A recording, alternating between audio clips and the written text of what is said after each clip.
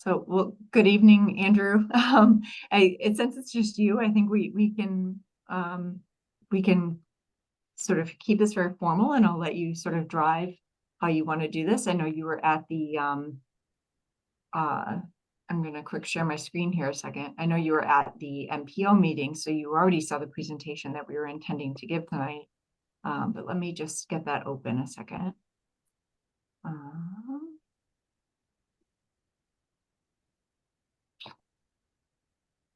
Just so I can get through the introductory information here.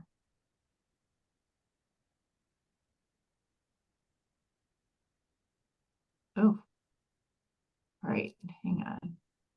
And you're probably seeing the backside of my slides, aren't you? Let me go back to sharing the right thing here. There we go. All right, so this is the May 8th public hearing for the draft 2025 to 2029 Transportation Improvement Program, or what, as we'll refer to it after this, the TIP. And this is on behalf of this is with NMCOG staff on behalf of the Northern Middlesex Council of Governments. Just to start out the meeting, just noticing that our notice of non-discrimination. So anybody, regardless of race, color, national origin, religion, creed, gender, ancestry, ethnicity, disability, age, sex, sexual orientation, gender identity, or expression, veteran status or background is welcome and invited to participate in this meeting. And we did notice it in several languages and different newspapers, and then through multiple modes and media channels, just to make sure that the public was aware of this. And so tonight, we could do a brief welcome and introductions. I have a short presentation on the draft tip. However, this is the same presentation that was presented at the MPO. So Andrew, you can let us know if you want us to share this information or not. And then there's just an open forum. So Andrew, we're here to answer any questions. Well, we may not be able to answer the questions, but we are here to accept public comment and record that, and any comments that you provide tonight or subsequently via email or through phone or mail, we will work to incorporate those into our revised draft of the TIP, which will be presented to the MPO at the MPO's meeting on May 22. I don't believe we have any other business tonight, but we put that in here as a placeholder. And then we will adjourn. However, I think we will stay because the meeting was noticed for an hour. Andrew, you may or may not have your business done with us in a quicker period of time than that, but we will stay on for an hour just in case anyone else does join. So can you pull up the summary slide of where the dollars are going? I don't have that in front this of me. one here, the regional equity, or were you looking more for the projects? The current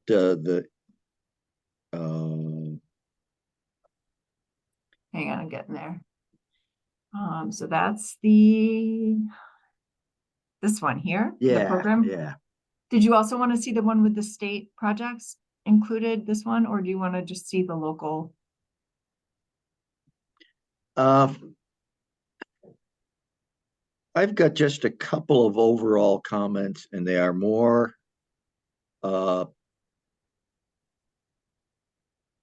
focused at the process rather than any particular project. Okay. One, I'm uncomfortable with some of the criteria on the EJ communities, particularly saying how many projects are in an EJ community as an evaluation tool. And that I'm a little more nervous about that from the historical perspective than I am the current perspective.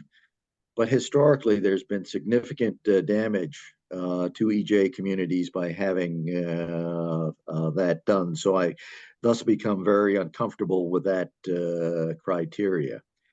I'd love for people to think about alternatives to the how many in the area, like how many people in the area will use a project or something of that nature, if that could somehow be incorporated in the future.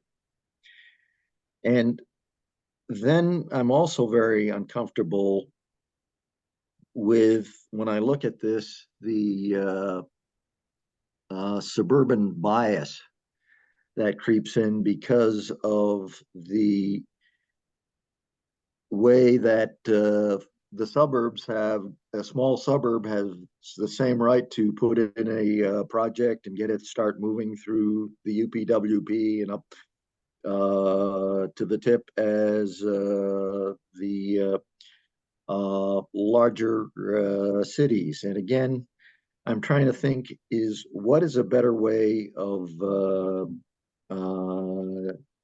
doing that? Can we somehow take some of the more uh,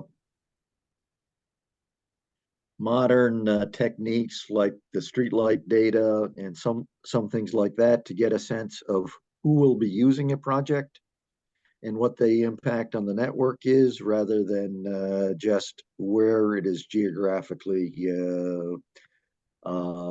located. Uh, Other than the couple of projects uh, here, which are close to my heart, like the Yankee Doodle bike trail. I don't know enough about the individual projects to judge them. I know that in my town, there's tendency to forget about complete streets until the end of the project, and we have to check off the boxes. And that bothers me. But, all in all, I have no specific qualms, but I'm trying to think of how can we make this project fairer, the process fairer and more equitable in the future. And I don't think that's an easy task that NMCOG by itself will solve. Yeah. Um, so I definitely, I want to invite Blake to comment on this. I mean, it's not necessarily an answer, but maybe because it's such a small group, we can discuss it a little bit, because I know that Blake maybe worked on the equity analysis. And I think as a result of that, one of the recommendations that we had as staff to the MPO was that, because with Work Bridge falling off the tip analysis, it really does change the equity analysis. That said, I think a lot of these projects here are still very single occupancy deal oriented. And so I think Jessica may also be able to speak to maybe how we don't know for sure, because the Safe Streets and Roads for All plan, the Greater Lowell Vision Zero plan, has not yet been, even released for public comment or approved. But I think there are different factors that we will be weighing into this as we move forward. And I think the other element that I just want to highlight is that we are going to be requesting, as part of the next UPWP, to update our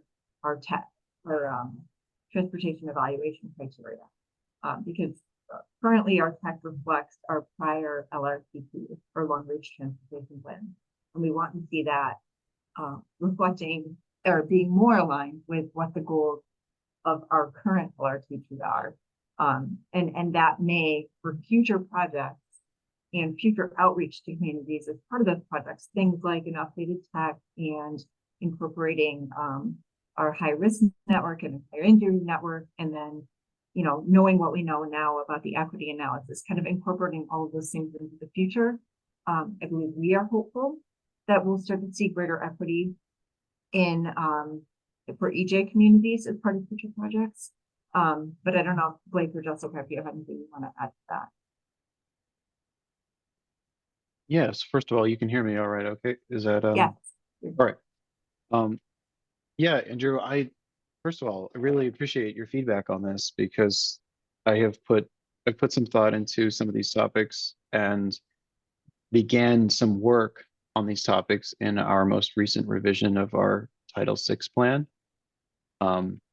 So I invite you to check out the latest version of our Title VI plan. I put the link in the chat. It's the Title VI report link in the second paragraph. And one of the major additions to that plan was the introduction of a TIP project equity analysis, specifically focusing on funding as sort of a first step. And in that analysis, I included a pretty lengthy discussion in the discussion section about potential paths forward of how to improve the equity analysis. And I think so I think in the report, we do talk about the idea of using data like Streetlight, or in the case of what MassDOT is now using is Replica, which is a very similar kind of data set. And we have looked into possibly adding that as a new type of equity analysis. And that is definitely something I would like to do in a future revision of the study. And the idea is that we can use data like Replica to find out who can directly, or who in theory would directly benefit from a transportation improvement project. So like in the case of like the Rourke Bridge, for example, we could look at, we could use Replica to estimate the demographics of people who pass over the bridge, regardless of mode or by mode. And we can look at how those demographics are and how many people pass over the bridge. And we can add that as an additional part of our analysis instead of just looking at the demographics of the neighborhoods around the bridge, which is sort of the traditional way of doing it. And that's sort of the way that we currently have the methods in our study. And so in the tip, what we did is I took what we did in the Title VI report and sort of revised it in the tip. And so I can definitely see like the Title VI report is a good place for us to experiment with new ideas of how to do these analyses. And then whatever successes we have there, we can translate that into our next tip revision. Great, thank you, Blake. Jessica, is there anything you would want to add from the State Streets and Roads for All perspective? And I caveat that with the sense that that plan is not yet approved or even released for the public. So, we don't know for certain how that would impact future tip projects. Sure. I would just add that a couple of the questions that Andrew asked, I thank you for your comments today. We really appreciate you joining this meeting, and you always ask really thoughtful questions. The first is related to how we measure the use of a project. Some of the ways that we're currently measuring the way that projects are used are things like the average daily travel, the ADT, the average daily travel, and our traffic volume report. So that's something that we conduct for the state annually. MassDOT also conducts some counts. So that's one way that we can determine by, if a municipality comes to us to initiate a project, we can make a recommendation based on the average daily trips on a particular roadway and sort of make the argument for why a project might receive a higher score on our transportation evaluation criteria. And that's what's used to determine where the project fits in the actual tip. Another way that we measure the use of a project is population size. So communities that have a higher population, we know that if you put a towpath or some type of infrastructure improvement in that community, that it will likely be used by a higher percentage of people given the population in the area. So those are two ways that we currently work to measure the use of our projects, but we're also in the process of developing our transportation evaluation criteria, which will inform our next year's tip. That's a task in our UPWP, and that is how projects are actually selected. So if a municipality comes to us to initiate a project, we use the TEC criteria to determine which project should be scored a little bit higher, and then it goes before the state for a more comprehensive review. And then the second item I wanted to touch a little bit upon was the environmental justice communities. One of the environmental justice communities in our region is the city of Lowell, of course, and we can see from the Greater Lowell Vision Zero research that that's where a lot of our high injury corridors and intersections are placed throughout the region. That is due to a lack of historical underinvestment, and that has left the city of Lowell and some other EAJ communities facing a particular challenge. So the funds, a priority for the state and also for the federal government is to really find ways to provide the funding that they need to lift the standard of their communities up to some of the others that have been invested in traditionally. And the disadvantages, the historical disadvantage, has left them with a lack of access to jobs, economic competitiveness, and obviously increased emissions due to the congestion and the idling. Some of the other factors are economic resilience, environmental resilience, and safety. So those are some of the factors that we look at when we're determining what projects go into the TIP and which ones should be prioritized. I hope that answers your question, but if you have any others. There were comments more than questions. Yeah. And I appreciate what has been done. I see positive improvement. It's maddeningly slow, and I still see too much distinction between modes as opposed to looking at the travel needs and saying how can we best do this. Once you get a great network like our highway network is, strange things happen in terms of your evaluation because it puts an implicit bias into doing things where you already have very significant investment already. But I don't want to hold you people up. This reminds me of my first NMCOG meeting I ever attended, where it was only Justin Howard and me in the room. Just a speed date. I know, but I would really like more people to take an interest, particularly earlier in the process, so that we could really truly get a more diverse public comment in here. Yeah, I do think we will be starting out on an update to our public participation plan this spring/summer. It may be wrapping up in the fall because it will need MPO approval, so it could be something that's wrapped into our next UPWP. But I think also looking at ways, maybe not only for when projects get to this point where they're proposed for the TIP,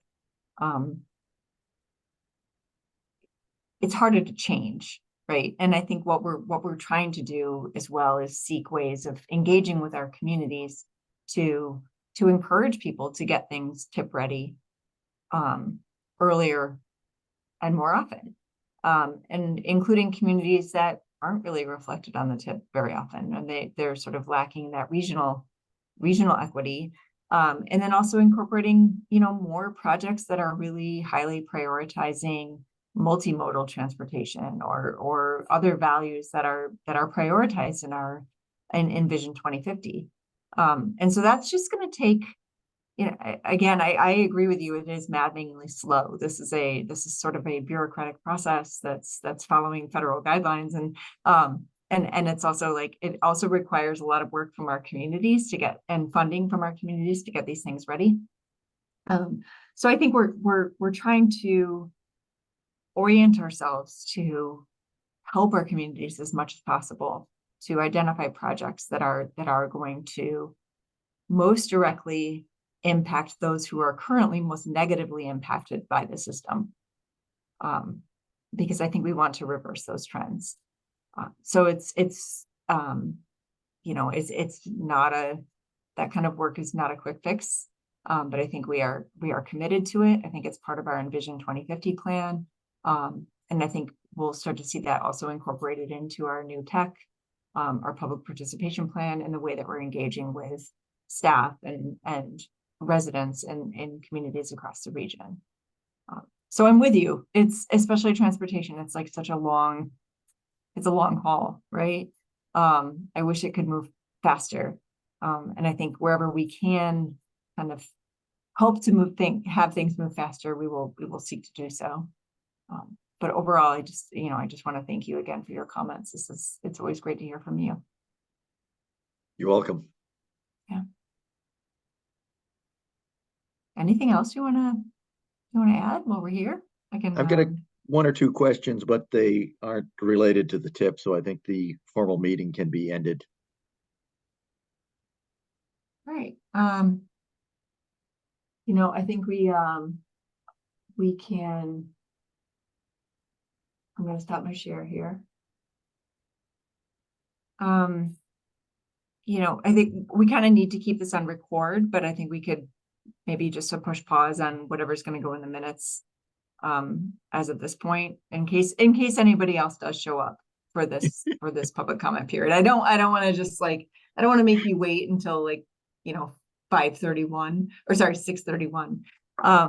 But we'll just say this is maybe this is just a casual conversation at this point. When do you need the projects in for the UPWP evaluation? What's that timeline again? So we solicited projects from our communities really back in November and December of last year. It was part of also, because NMCOG is also funded, we receive state funding for district local technical assistance. So it's kind of an opportunity for us to solicit all sorts of projects, from hazard mitigation plans, open space and recreation, any kind of zoning amendments people are looking for, and then also understanding any transportation studies. So that process was really held from November. We re-advertised it among our communities in February for a pretty short period of time. And I think the other thing that really came up is hearing directly from our communities on certain areas of conflict that they wanted to have rise to the top. That said, if you have suggestions, they probably at this point wouldn't make it into our next UPWP, but I would love to hear from you on other areas that we should, because sometimes I think it depends on us reaching out and talking with planning staff and engineering staff in particular communities and saying, hey, we've heard that this is an issue. Is this something that should be a project in our UPWP?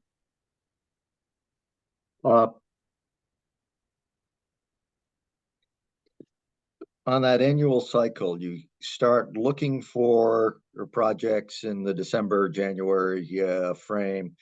When do you start looking at the projects and evaluating them typically? So for the next UPWP, that kind of happens around, I would say, between February to April, because we need to present that list of projects to the MPO in April. Okay, so getting something, telling people that they need to get their act together to finish up something substantive by January is a reasonable thing for me to do.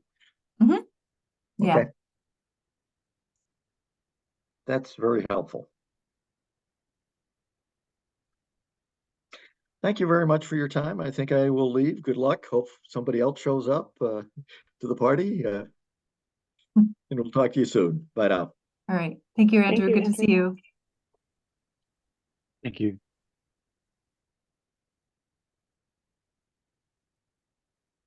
Oh.